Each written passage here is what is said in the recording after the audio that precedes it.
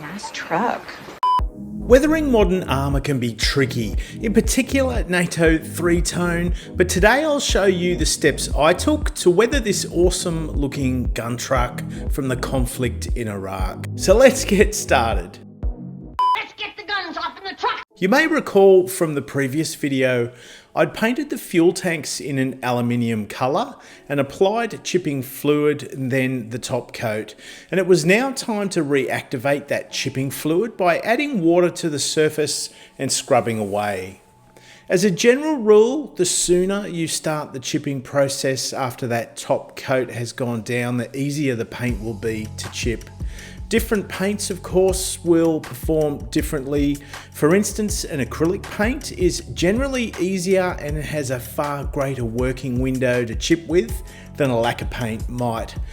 A 50-50 mix of satin and gloss varnish is then applied over the model.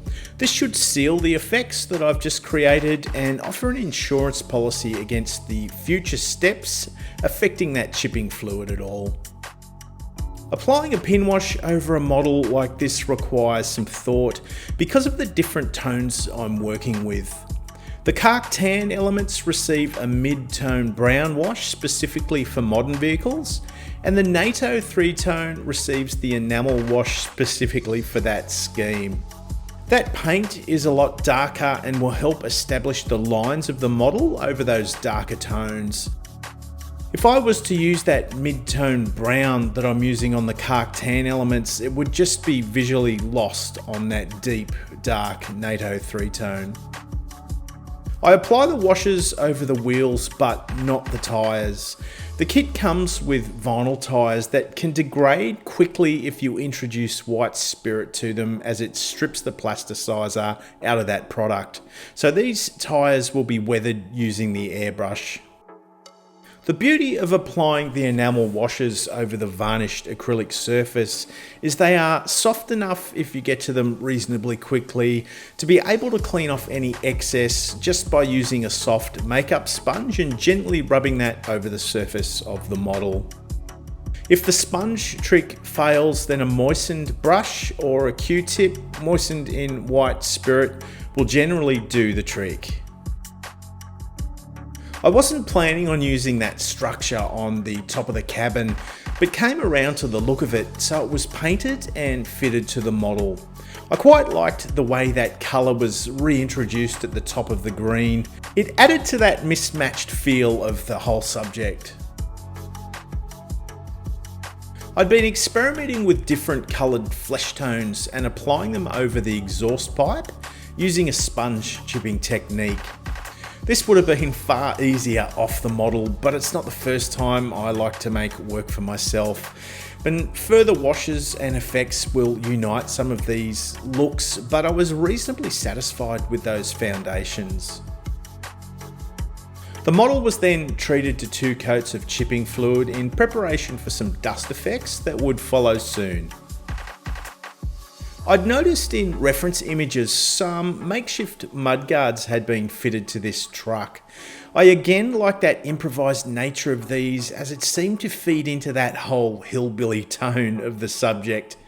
Green stuff putty was rolled out and glued in place, with some additional bolts and brackets added to just bring in some detail in that area.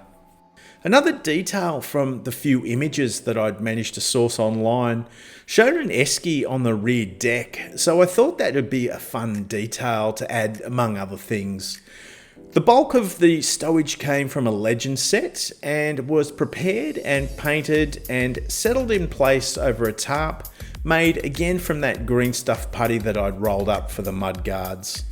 I try to avoid brush painting where I can, probably because I'm lazy, but truthfully, I just love using the airbrush and I love any excuse to do so. I'm using the 0.2mm Mobius from Gallery, and honestly, I absolutely love the control this airbrush gives me. Gallery are offering viewers of this channel a 13% discount if you wanted to try one for yourself. I've left links down below. But now it's time to get serious with these weathering effects. So the underside of the truck is misted in a coat of Tamiya Flat Earth. This should drag the tone to an earthy colour rather than the green that it currently is without completely spraying over it. VMS Pigment Jockey is a pre-thinned enamel paint that I can mix dry pigment into, and it'll create a pigment slurry, if you like. The pigment dissolves in that enamel paint, and once it dries off, will give me texture and volume in that layer. The Pigment Jockey will add colour variation, but more than that, it'll help the pigment bind to the model. An old stiff brush is loaded with that pigment mix and flicked over the bottom of the model with particular focus in and around the wheel wells. Most of these won't actually be seen on the finished model, but it should look great on the mud flaps and in and behind the wheels. And speaking of those wheels, I first treated them with a foundation layer of flat earth and then came back with a lighter colour, and that was the buff. By using streaking movements, painting in an imperfect way, as well as using the moulded details on the vinyl tyres, I'm able to build up a convincing dusty look without introducing any white spirit to the weathering of those parts. I picked up a set of ratchet straps and added them to the pile of stowage. It's important to present any model in a plausible way, and there is nothing worse than having stowage just hanging on the side of your tank, say, with no means to secure it. The strap I used is just foil cut from the top of a wine bottle, and I like the way it flows over the shapes and brings an organic look to the otherwise quite geometric model. I would later paint these straps blue, again to introduce a colour that might seem out of place at first, but totally appropriate for a subject like this.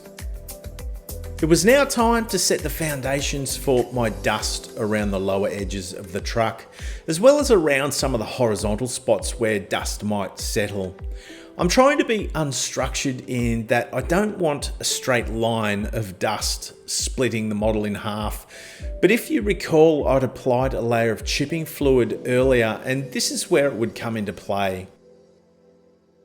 A flat brush is moistened with water and the chipping begins. For the locations around the vertical edges, I'm working in an up and down motion, and for the horizontal, more of a stabbing motion is appropriate. What this is giving me is a modelled and visually textured foundation that I can build my dust effects over. I first apply the aptly named oil paint light mud over the areas I want my dust deposits to accumulate. I dry blend them into the surface of the model using a soft brush. I can then introduce dried pigment, in this case it's air-filled dust, over the top of that and again grind it in. The oil paint is still wet at this stage, so it will act like a glue holding that pigment in place, and once dry will be a permanent effect over the model. Pretty much everywhere I'd layered those chipping effects with the dust is re-established using this oil and pigment technique.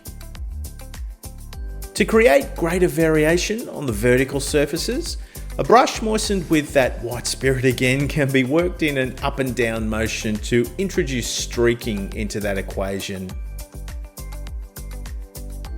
To further build on the dust, a pin wash using that light mud oil paint and white spirit is made and applied selectively around details on the model.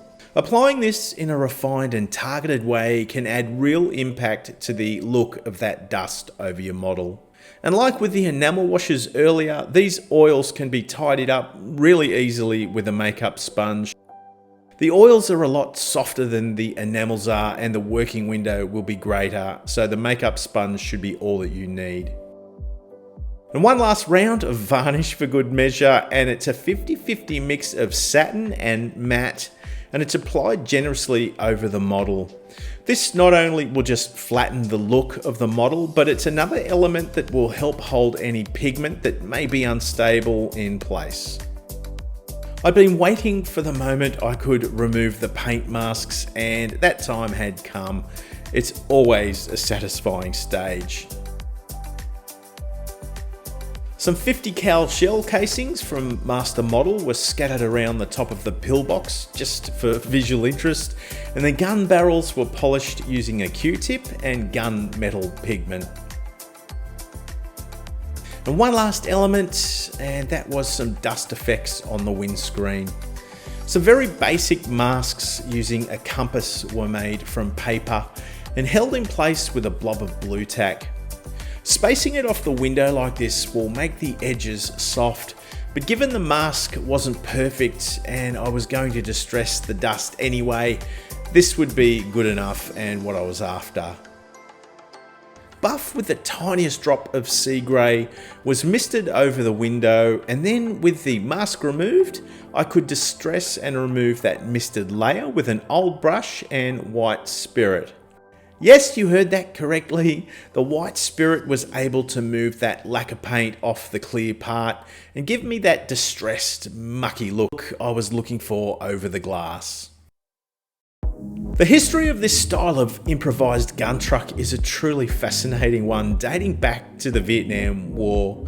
Innovative soldiers used just about anything and everything they could find to up armour their trucks, and then proceeded to strap the biggest gun they could find on it. The gun trucks of Vietnam gained a deadly reputation and played a major role in maintaining supply lines during the conflict. And lessons learnt from Vietnam flowed through to the soldiers during the war in Iraq, which saw the legacy of the gun truck continue. These trucks were affectionately known as Hillbilly Armour due to the do-it-yourself look about these creations and that distinctly homemade feel of the vehicles. From a modelling point of view, creating dust effects like these is not nearly as tricky as it might seem at first glance. The trick using the oil paint as your base and then grinding the pigment over is so very easy and is accessible to every modeller no matter your skill level. I'd been busting to get back to this truck, but other things kept taking priority, so to finally see it complete is extremely satisfying. I guess the next question is, would you guys like to see a base for this one? Let me know in the comments down below, or just let me know if you felt you learned something in these videos you may use on your own models. I'd love to know, and I love hearing from you guys. And thank you to my amazing Patreons, which of course I couldn't do this without them. I'm lining up an online meeting for my killer kangaroos very soon, so if this is something you would like to be part of, be sure to check out the link below. Remember guys, this is the greatest hobby in the world. Share it with your family and share it with your friends, and let's be proud of what we do. Until next time, I will see you soon. Nice truck. Thanks.